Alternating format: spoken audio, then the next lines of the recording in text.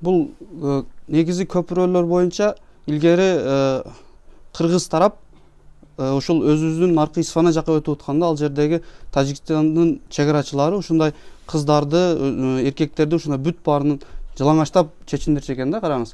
Эми ошол кандай кыргыз элине кордук да, мындайча айтканда. Аны карап турган атасы болушу мүмкүн, агасы болушу мүмкүн, бир тууган мындай немелери болушу мүмкүн. Өтө кордук да. Ал жактан өтүш керек, себеби ал жакта үйлөрү бар. Ал жака өтпөсө болбойт. Эми ошол жерден өтүш үчүн ал жерде кордук көрүп атат. Эми ошол жерде убагында барды да Мадымаров чечип койду. 49 жылга деп, мына. Ошол жерде чечип койду.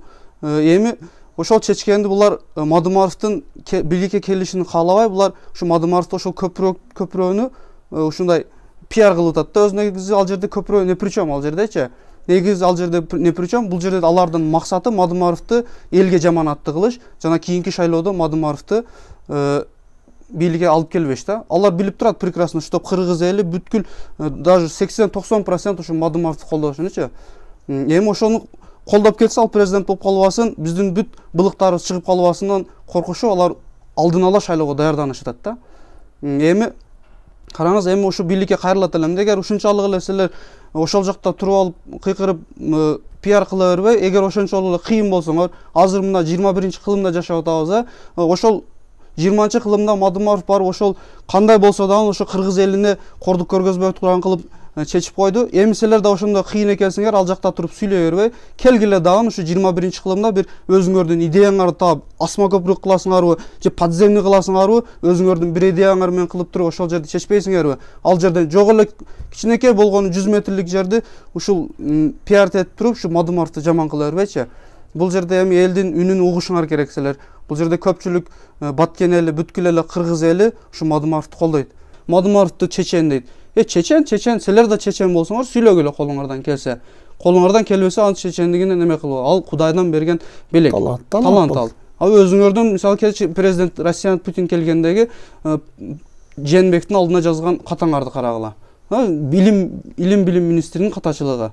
Андай колдон келбеген нерсени Мадымаров эң бир туура айтат.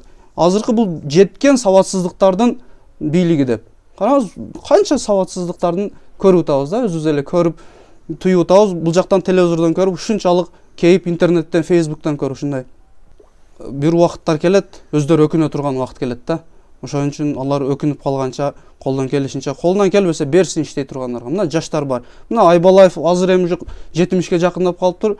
Аксакалын коюп, мечитке каттап, намазын окуп эле жүрө турган аксакал келип алып эми губернаторлукка талашып, губернатор болом деп, ошол анын максаты ошол болуш керек. Же болбосо анын баласы, же болбосо туугандары бир жакшы бир акчалуу жерге ишке орношом, ушундай деген планда жүрүшөт да. Ошон үчүн Кудайдан берген талантты, молодец Мадымаров сүйлөйт, элдин талабын көтөрөт, жүрөктөн чыгарып сүйлөйт да. Эми ошондой болгондон кийин биз 80 бүт эле кыргыз эли колдойт аны.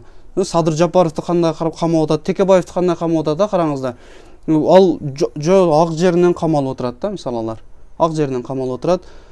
Ошон үчүн биз алардын да чыгышын талап кылабыз. Мадымаров асылбагыла, өзүңөрдүн ишиңерди кылгыла дагы, мына карапайым элдин картошкасын, алмасын тезирээк сатып бергиле. Мына уже апрель уже кирди, эртең апрель бүткөндөн кийин эч жака сата албайбыз. Неме болсо ак үйгө алып барып, ак үйдүн алдыга түшүрүп берем, өзүңөр жейсиңер.